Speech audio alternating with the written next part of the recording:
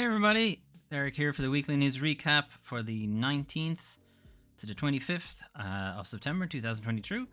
Okay, it's time for the weekly news recap, so we'll jump right into it. Not too much on the realm of updates for this week. We have a very brief update about the PS Plus catalog, and it mostly only affects the European regions or regions outside of the US and Japan. So up until now, PS1 classic games that were on the PlayStation Plus catalog were running at 50 hertz. So if you may or may not recall, back in ye olde times of the classic PlayStation 1, Super Nintendo, that kind of general era of game consoles, European TVs ran at 50 hertz, whereas US and Japanese TVs ran at NTSC, which is 60 hertz. So it's PAL versus NTSC. And that basically had the knock-on effect of games being able to run at 30 frames per second versus 50 frames per second, or 60 and 50 frames per second, or 30 and 25 frames per second. But what it ended up meaning is that European games ran a little bit slower. They ran about 20% slower. Hey, what up? Stream title still says Xenoblade. Oops. Thanks, Doom Train Inc. Fix that right now. Weekly news recap for the 19th to the 25th of September 2022. And we are just chatting as well. We are not playing Xenoblade. This is what happens when my Stream Deck decides to not work right before I have to go live, and I end up doing a bunch of shit to fix it, and then I don't do the normal things that I do to fix things. Anyway, news. I gotta put some tags in as well, I suppose. Gaming news. We'll go with that. Alright, hopefully it's updated now. And people who got notification will be like, huh? This isn't Xenoblade. We're gonna be missing a load of people. So many people. Anyway, so what that basically means is new PS1 games for the PlayStation 1 catalog now have the option that you can now swap region. So this is a screen grab from how it looks. You can change region, either go to NTSC or PAL. Why you would ever want to go to PAL, I don't know why. Maybe you like your games running like they're in soup. And for a long time, I didn't even know this. Like, I didn't even know European games, since I live in Ireland, would have played all my games on PAL back in the day. Didn't even know the games ran slower. I had no idea. But there we are. And they eventually ended up doing away with that, mostly when televisions were, when the global market sort of took up steam, and, different, what am I trying to say? Standards for television technology and so on became homogenized, so now everything runs at 100 hertz, 120 hertz, that kind of thing. Plenty of enough speed to get video games working fine, even unless you're playing on PC, I guess, then you want a lot and a lot.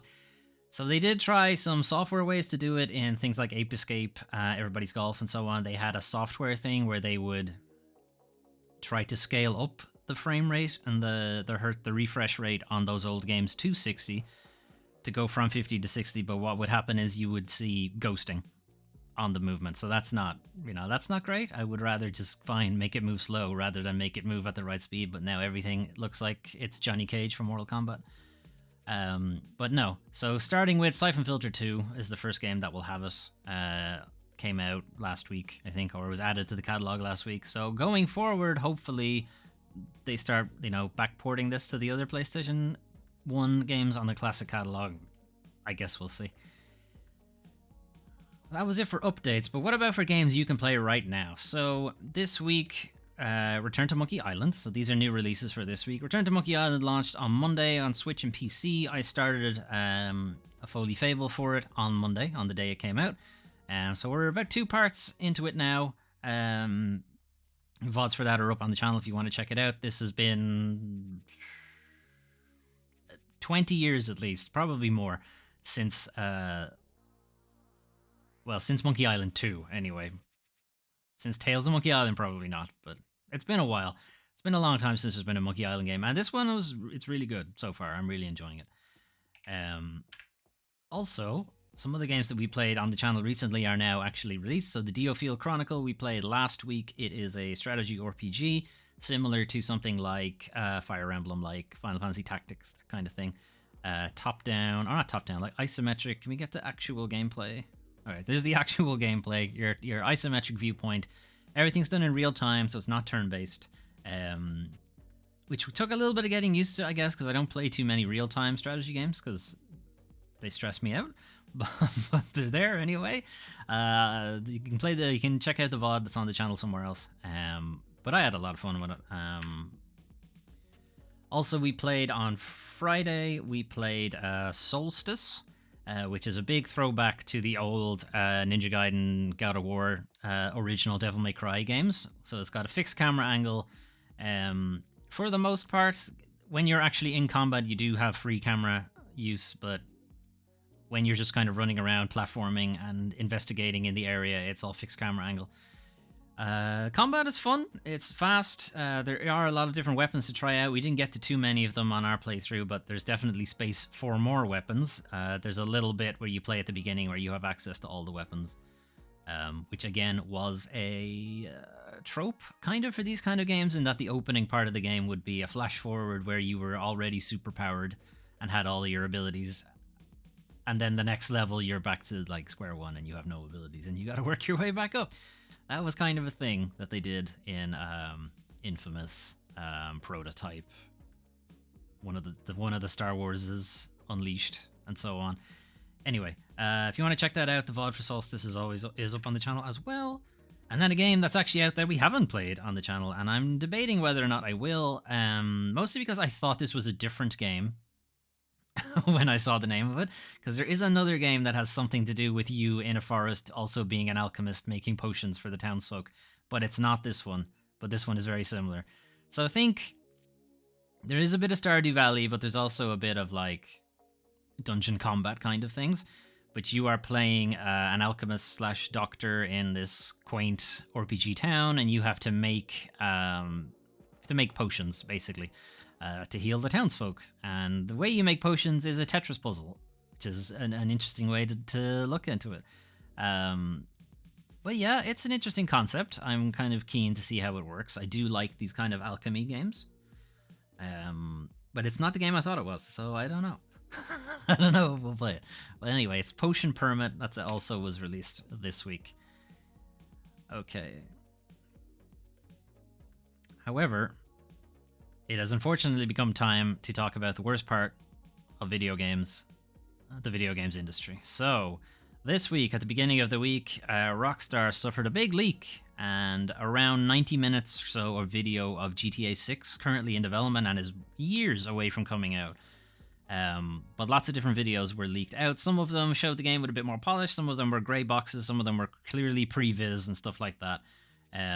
But yeah, this is mostly confirming it, that 90 in-development video clips of Grand Theft Auto 6 were leaked. They were allegedly scraped from the company's Slack. The clips vary greatly in level of completion, from monochrome dummies walking around grey box environments, which is typically just called grey boxing. This is basically when developers who have no artistic ability have to build up the world. And like, I don't know, I don't have a person, I don't have the textures, I don't have the artwork or anything like that. They're all still working on it, but I still gotta work. So I'm just gonna make everything gray, because that's the default. I don't need to change anything. I'm just gonna have little pills bouncing around the place and stuff like that. Like, that's how you do it. That's how you begin it. Anyway, gray box environments to more completed scenarios like a hold up in a diner and subsequent escape. So that was probably much further along. They also said, so this is from the hacker leaker themselves, T-Top Uber Packer, or Teapot Uber Hacker even, awful name. But apparently he scraped it from Rockstar's Slack channel.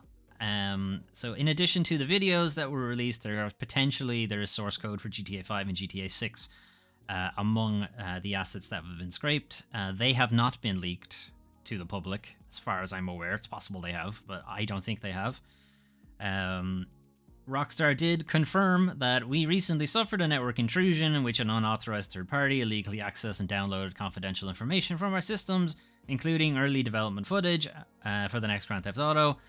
At this time, we do not anticipate any disruption to our live game services nor any long-term effect on the development of our own ongoing projects. So basically, they're not going to stop development now just because someone spoiled their fun, and they don't feel that the leak is going to affect GTA Online. So I'm guessing the source code that has come out must not affect their cash cow, which is shark cards and so on for GTA Online. We are extremely disappointed to have any details of our next game shared with you all in this way. Our work on the next Grand Theft Auto game will continue as planned, and we remain as committed as ever to delivering an experience to you, our players, that truly exceeds your expectations. Doubt. It's going to be GTA again. Anyway, we will update everyone again soon, and of course, we'll properly introduce you to this next game when it is ready. We want to thank everyone, yada, yada, yada, yada. An update later on, which was not released to the public, but Take-Two, being a publicly traded company, do have to inform their investors when these kind of things happen, so they had to make an announcement to the SEC in the US, Securities and Exchange Commission, which is largely the same message that I just read, but it did also add that we have already taken steps to isolate and contain the incident, and work on the game will continue as planned. So that's to mostly just placate their shareholders, say, hey, don't sell your shares. It's fine. Don't worry about it. Everything's good. So that was kind of the big news at the start of the week. A lot of those videos were doing the rounds. Most of them have been taken down. Mostly because... I'll do this one first. Mostly because Take-Two clears out GTA 6 forum and subreddit following leak. So, if you aren't familiar, Rockstar and Take-Two in particular are extremely litigious, even more than Nintendo, and Nintendo is incredibly litigious. They're worse than Disney. Rockstar Games' parent company, Take-Two Interactive, has reportedly ordered two of the largest online Grand Theft Auto communities to take down any links to the GTA 6 footage leaked on Sunday. So, this is from the official GTA forums. We have been, sorry, not the official GTA forums, the original GTA forums. We have been contacted by Take-Two to take down copyrighted material. As usual, previous games we will be complying, and this topic will be reopened in due course. Yeah, basically, Take-Two went charred earth for this kind of thing. They just scoured anywhere where it came up. They're like, cease and desist, DMCA, we will sue the shit out of you if you leave the stuff up. So they were like, okay, cool. We'll take care of that right now. The threads and forum posts were brought back up after all sensitive data had been scraped, so they were there mostly for archival purposes. I don't believe you can actually continue commenting on those, and etc. etc. The subreddit additionally was also wiped from all of those things. I imagine you can still find it if you want to. You know, if you want to scrape into 4chan or something like that, you'll probably find it. The leaker himself, though, made a very stupid decision to say that he wants to negotiate a deal with Rockstar about the stuff that I guess he already has in the background. So this is Teapot Uber Hacker. This is his message. Okay, this was on the GTA forums. This has gone unexpectedly viral. Bullshit. You knew this would go viral? Of course it would. It's GTA 6 footage. Okay, whatever. If you are an employee of Rockstar or Take-Two, or you're trying to contact me, send me a message on this whatever, email me from your official thing, yada yada yada. I am looking to negotiate a deal. Now, what kind of leverage he thinks he has, since he's leaked all of the video footage? Potentially they still have the assets and source code they were talking about. I don't know. So as I said, snippets from what is claimed to be the game's source code have also made their way online. Whether or not Rockstar would care about that kind of thing, I don't know. I think this is more of a PR thing, that they are just very protective of their IP. Even though GTA is just the real world. Like, you're not hiding anything. It's everybody knows what GTA is at this point. Anyway, Take-Two were mad enough about it, though, that the FBI have been involved in this. So the FBI investigate hacker allegedly behind Rockstar GTA 6 leak.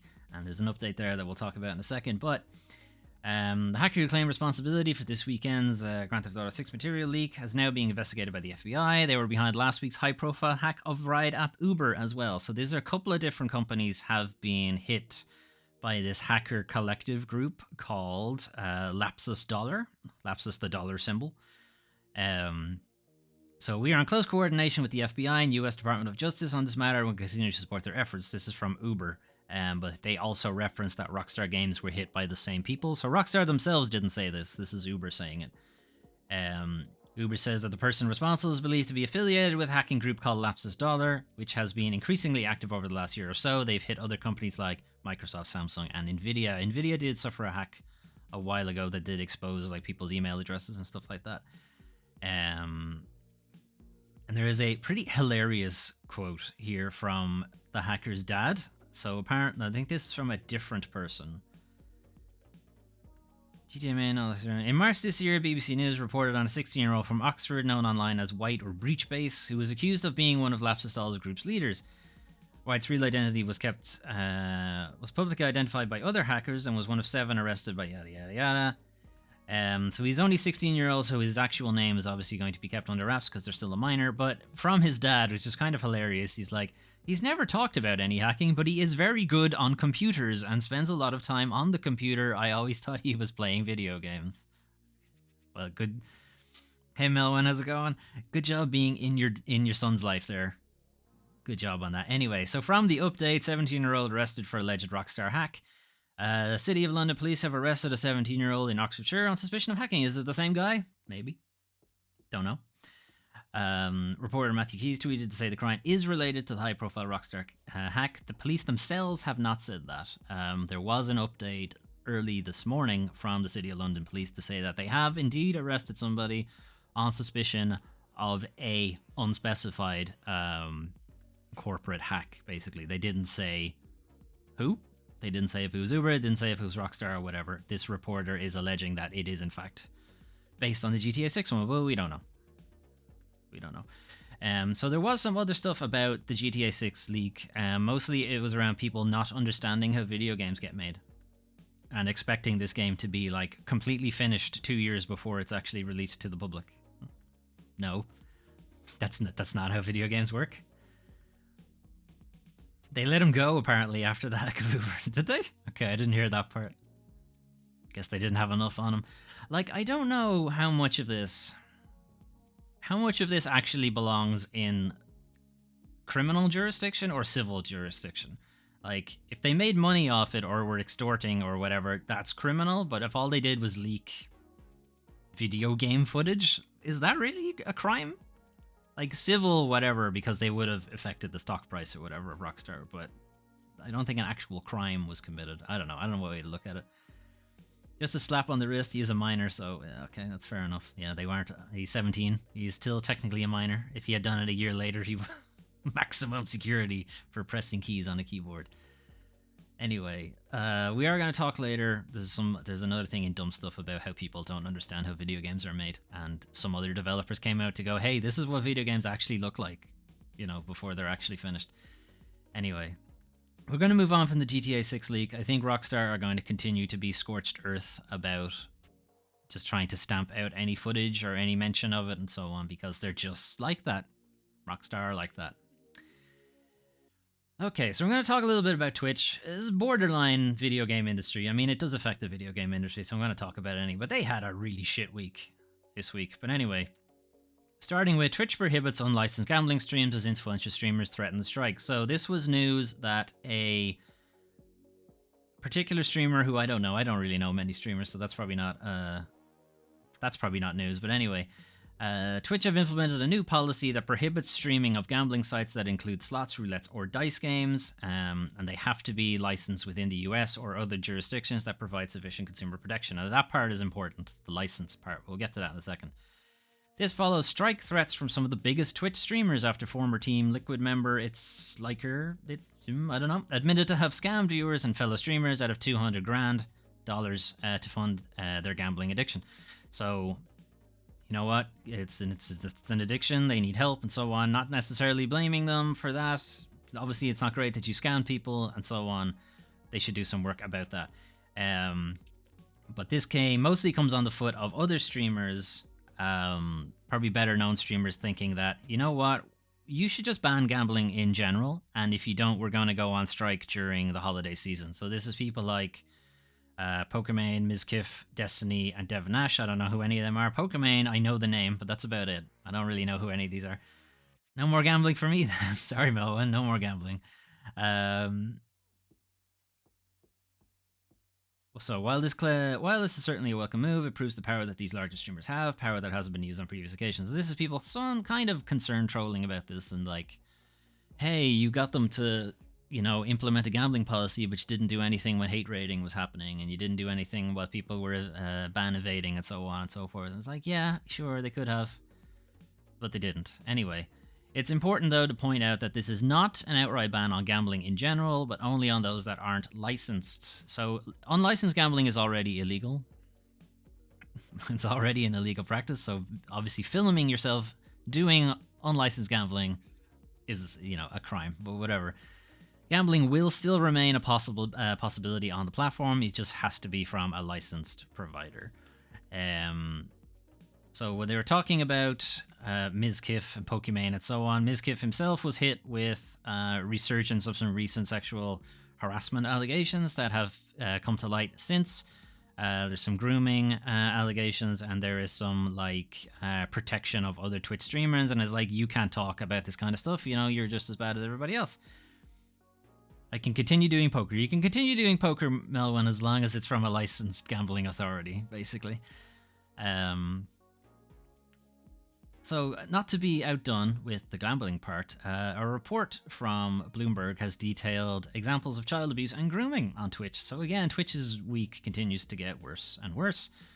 A new and detailed report by Bloomberg has highlighted the numbers of children who stream on Twitch and the number of accounts linked to adult predators who follow and interact with them. So, this is unsupervised minors. 13 and under is what they're focusing the report on, of course, but 13 up to 18 is still a minor. Children being asked by adult users to engage in explicit or inappropriate activities and perform dances or dares while live streaming.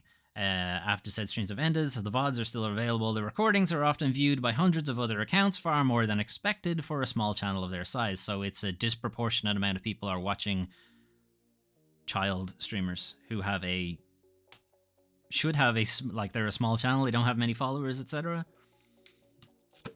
The report suggests that this is due to hundreds of accounts believed to be used by predators, which have collated follower lists, each with more than 1,000 kids on their following list. So pretty gross shit happening here.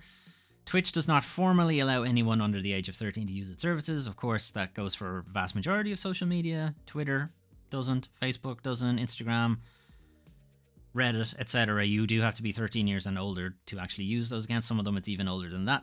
The thing is, though, it's very much the honor system. You were saying, I agree, I am 18 years and above to go, whatever, etc. They're not enforcing it, mostly because it's not enforceable in any way. In response to the article, Twitch has said they've made extensive investments over the past years to better stay ahead of bad actors and prevent any users who may be under 13 from accessing Twitch. That's not stopping their parents from making a Twitch account for them, and then, all they're doing is playing video games with their friends. That's, that can't be a problem. You do need to monitor your children, folks. Again, from Twitch, this is from Chief Product Officer Tom Verrilli. Even one single instance of grooming is abhorrent to us, and if it's valid, the data you reference demonstrates that we are not offering the level of protection we strive for yet, which is deeply upsetting. This work is vitally important to everyone at Twitch, and we'll never stop. So, this is, again, one, terrible, but also moderation at scale is basically impossible. A computer and AI will not be able to differentiate who is watching without massive invasions of privacy. So it won't really be able to discern bad actors from good actors. It's not really doable. This has to have a sizable force of actual human beings moderating it. And can you imagine how many Twitch streams are going at any one time? Are there enough people to actually sit in there and moderate them? No, there aren't. This really just does come back down to trying to make it clear that if you are too young to be streaming, you shouldn't be streaming. The only real thing they can do is preventative measures rather than actual security monitoring of this, because it's just not really doable. Just can't do it. Anyway, they're not done, because hilariously, congressman under investigation for sex trafficking caps off Twitch's worst week ever. So this is, if you're not familiar, Matt Gaetz, who is currently embroiled in a scandal that he allegedly is involved in sex trafficking of minors. May or may not be true. It's alleged, innocent until proven guilty and all that. But rather hilariously, the day after this report came out, he said he's joining Twitch. So, it's either you can read this as an incredibly ungenerous viewing, in that he realized, hey, I have access to grooming minors, I should do that and launch my Twitch channel, or it's an unfortunate coincidence. Either way, not a great look. Okay, moving on from Twitch's horrible week. we're not done. We're not done with horrible harassment and assault allegations. Only this time it's adults in their working environment. Former Suicide Squad, I never say that word right, Suicide Squad game writer turns down award over sexual harassment allegations. So this is Kim McCaskill, is a writer on the upcoming Suicide Squad Kill the Justice League game. Was recently nominated for a Lifetime Achievement Award by the nonprofit organization Women in Games, which, you know, on the surface might seem, Grant, that's fine.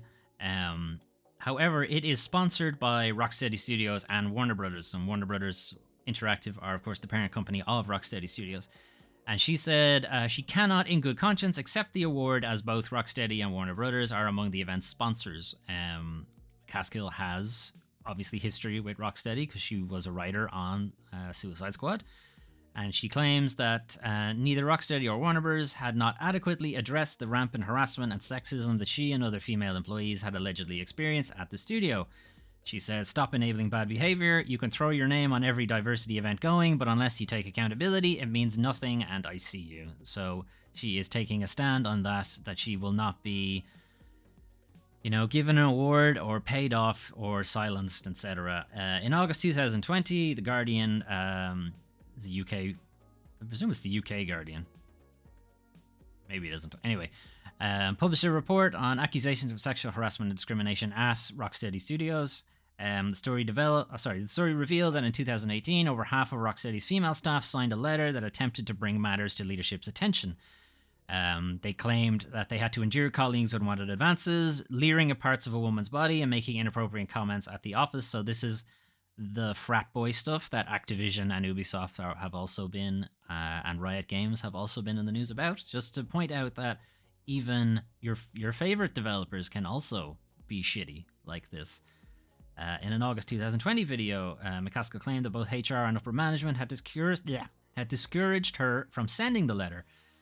She was pulled aside and said, "To continue taking action would potentially jeopardize my position within the company and my position of being hired by other companies going forward, because I might be seen as a troublemaker. This is silencing behavior. This is protection of upper management. This is protection of the company versus actually addressing the problems.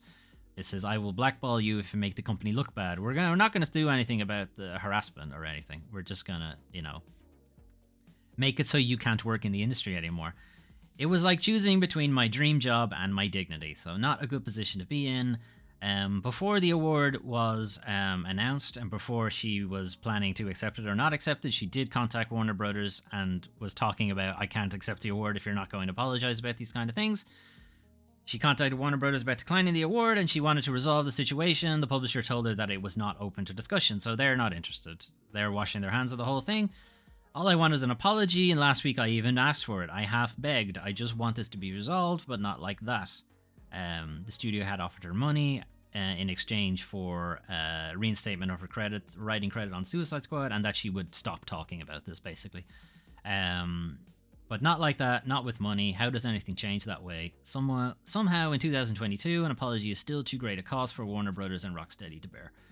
So, not a good look for them. For Warner Brothers' part, there's a fairly lengthy corporate apology thing here. It's not really an apology, it's more like, "We hired an independent investigator. They didn't find any yada yada yada bullshit cover-up stuff."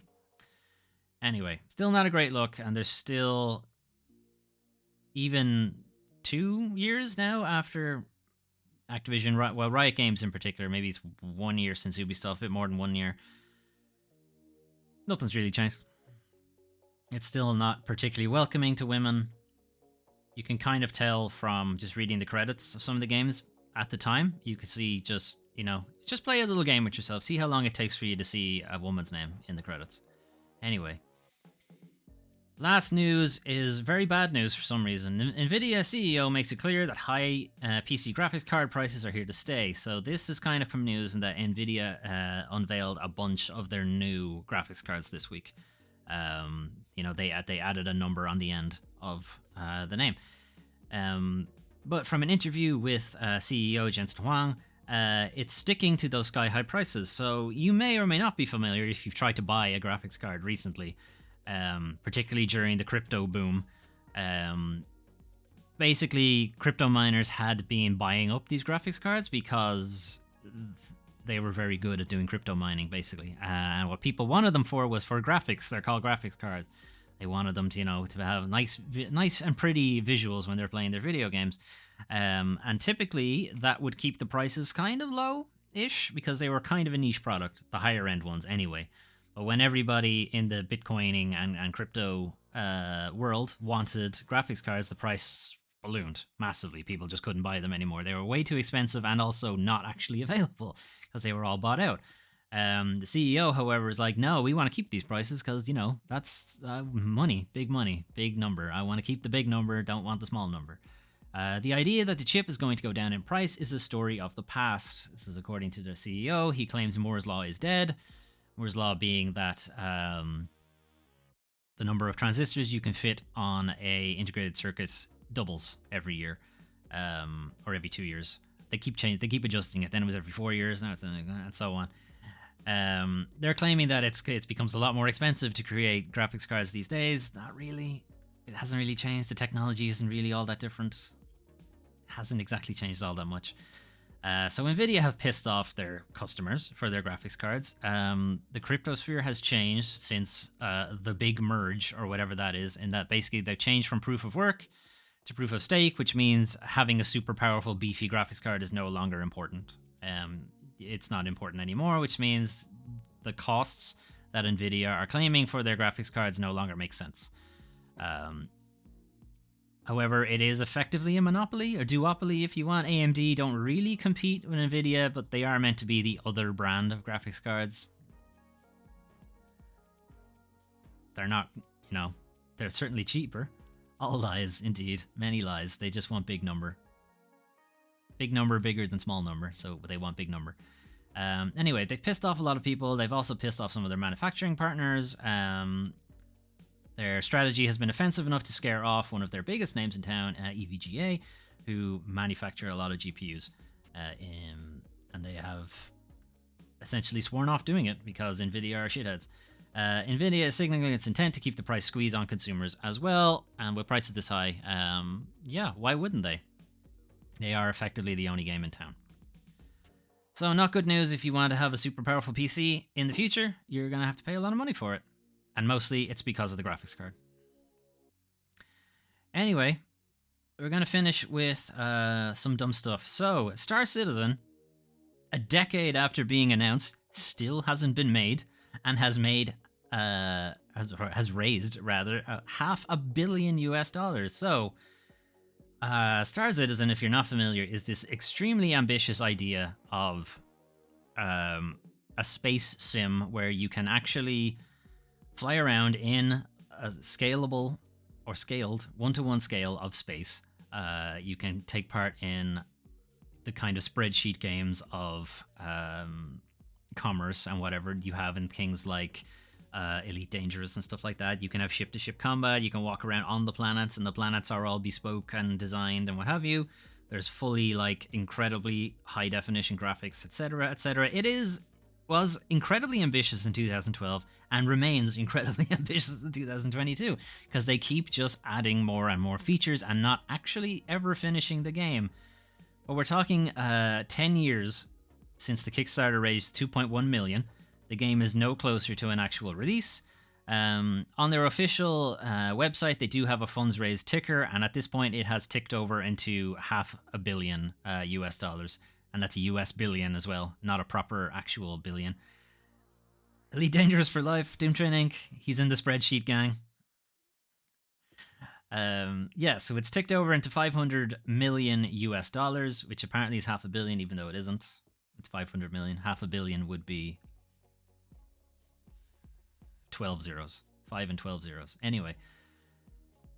No.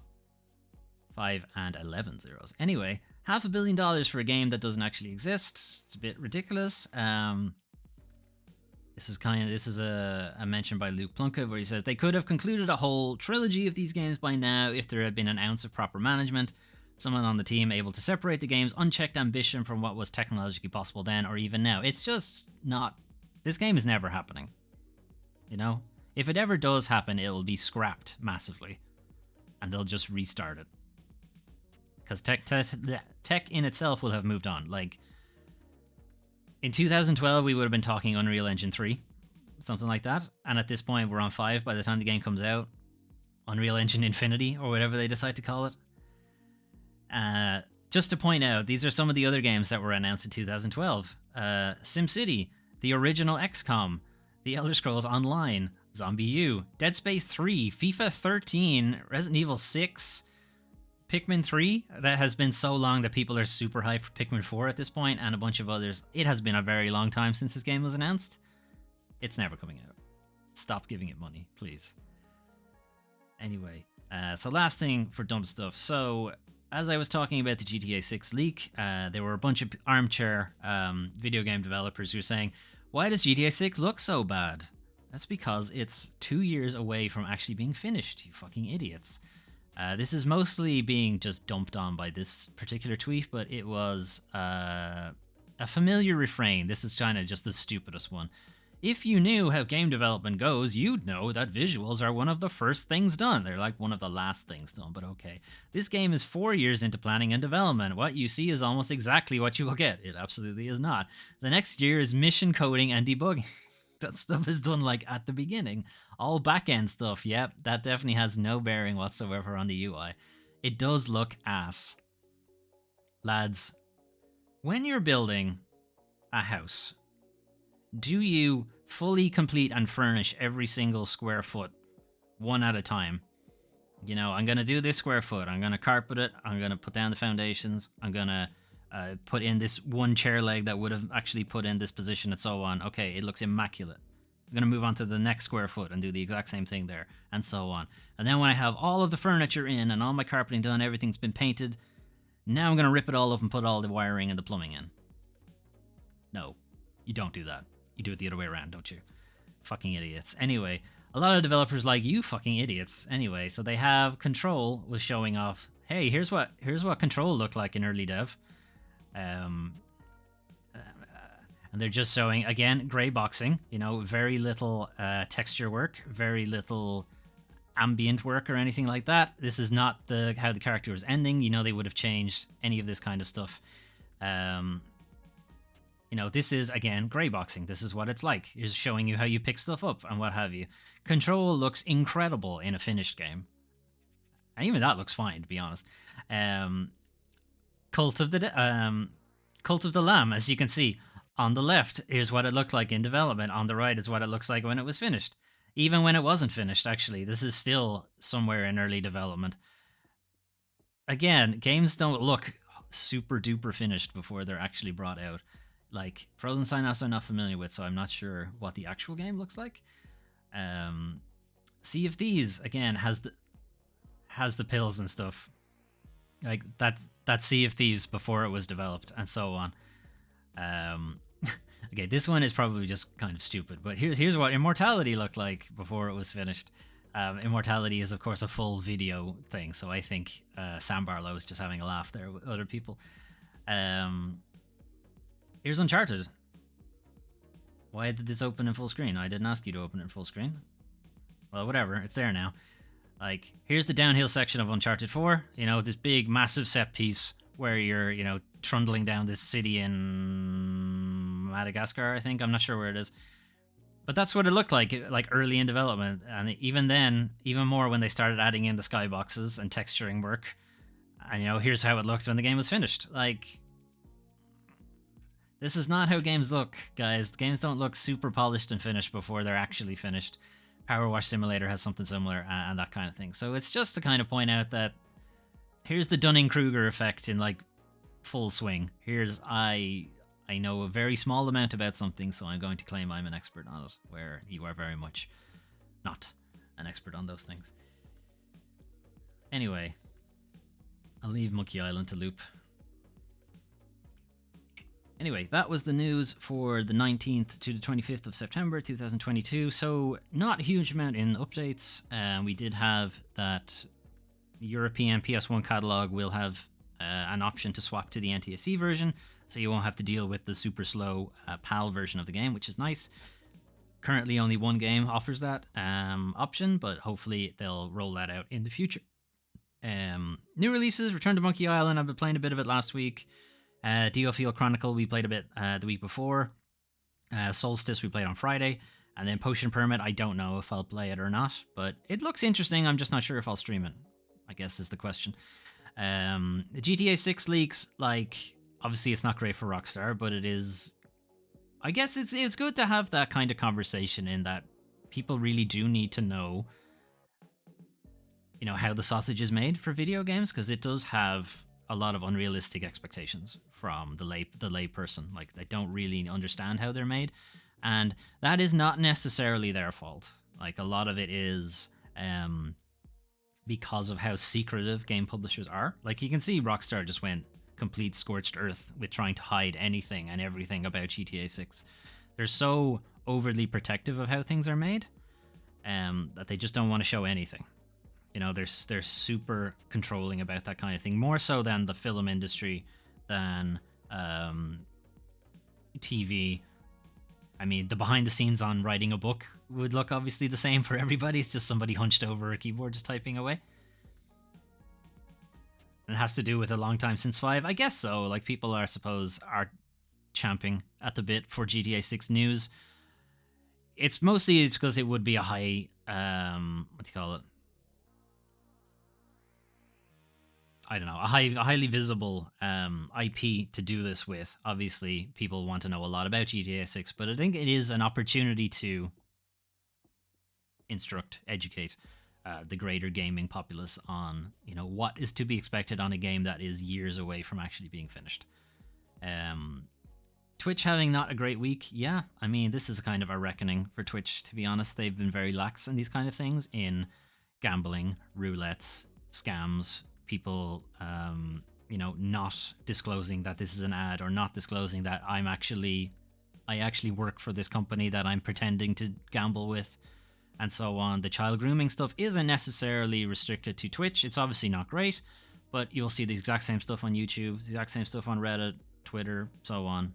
It's everywhere. You can't exactly avoid it. The only thing you can do is try to be preventative about it. And Nvidia want big money. I mean, that's not an exact change from the corporate world. You know, money go up, number go up. That's what they want. It's not surprising that they lock in the numbers. The price very rarely goes down, is what I found. The ratchet only ever goes up. Anyway, that was the news for this week. But what is happening on the channel next week? So here is how our mosaic is looking. We make it big. So green ticks, again, for anyone who hasn't seen this before, the green ticks are games that have been played on the channel. The little grey clocks are games that are coming up, and the yellow dots are games that are in progress. So this week we started Return to Monkey Island. It's the new Foley Fable. We'll be playing that on Wednesdays, going forward until it's finished. Where's Xenoblade? Xenoblade Chronicles 2, again, I thought we'd finish it yesterday, and I think we are extremely close to the end, but it was very late. It ended up being a fairly lengthy stream, so I don't know. I was thinking of playing it today, and I'm pretty tired, so I don't think it'll happen, so you might have to wait till next week on that. Also, we played this week, Solstice is somewhere here. We played Solstice this week, and we played Wolong, The Fallen Dynasty. We played the demo of that for a little bit as well. Next week, if Melwin is up to it on Monday, I'm not sure if he wants to continue playing Return to Monkey Island, but we have been playing Returnal together cooperatively. We are into the second biome. We're at the boss of the second biome, so if you're up to it, Melwin, we can continue that on Monday, unless you have other options. Either way, I'll do something. I'll do something on Monday. I don't know what. That is an option, though. Wednesday, we will be continuing Return to Monkey Island. It has been a very long time since a Monkey Island game came out, and particularly one from the original writer and developer. So it's been really fun. I've really been getting a bout of nostalgia from the game, and I've been really enjoying it. So yeah, we'll be continuing that. On Thursday, we'll take a look at the Harvestella demo again, because again, there's a lot of games I want to play coming out, and I can't buy them all, so I have to pick and choose the ones that actually have demos. I'm just going to play their demo instead of the actual game. Harvestella is Square Enix's kind of modern spiritual successor to Rune Factory or Dark Cloud. So it is the kind of Stardew Valley farm management, village management kind of sim stuff. But then it also has a full-on JRPG combat scenario afterwards. So a lot of the game is you're doing the farming thing, where you make your vegetables and you sell them in town, and you build up your relationships with the townsfolk and so on and so forth. You can go to different villages and sell your stuff there, but eventually you'll hit a period where nothing grows. There's this kind of blight that takes over every couple of months or something. Nothing grows. Winter, I suppose some people would call it. And at that point, you don't need to manage the farm anymore, so you can go off and do the RPG shenanigans stuff.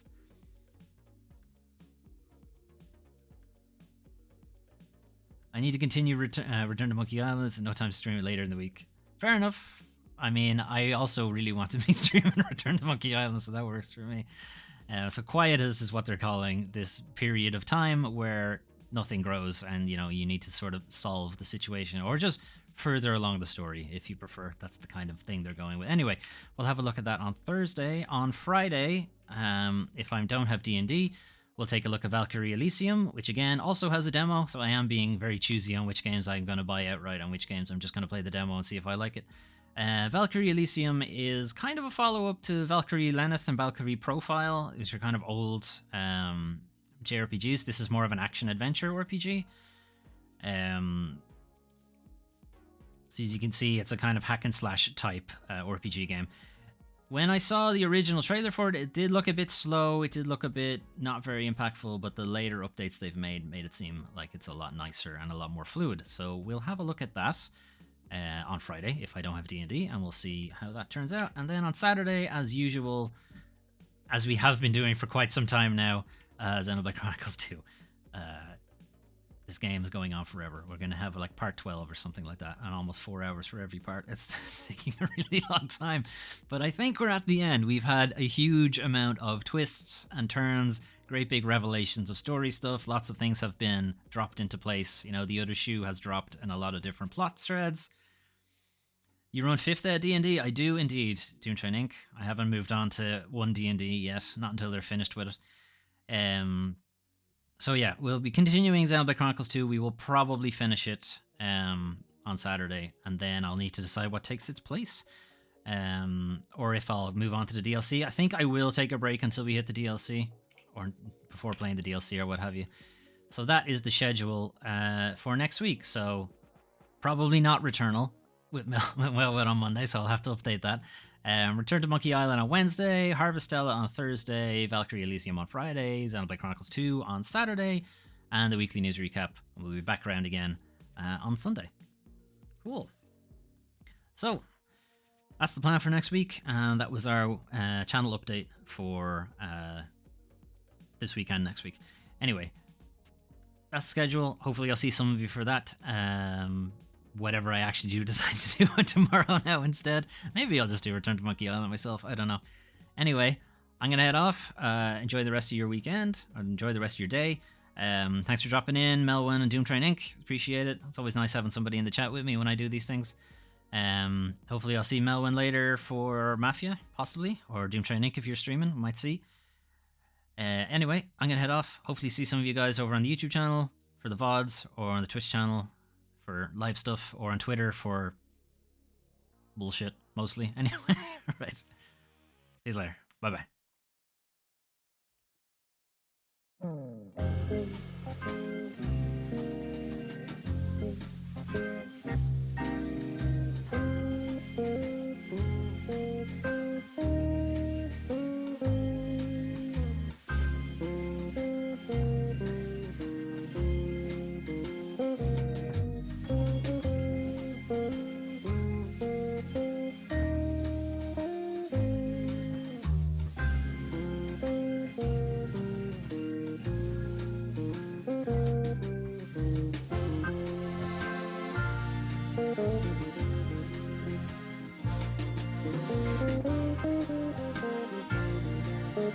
Thank you.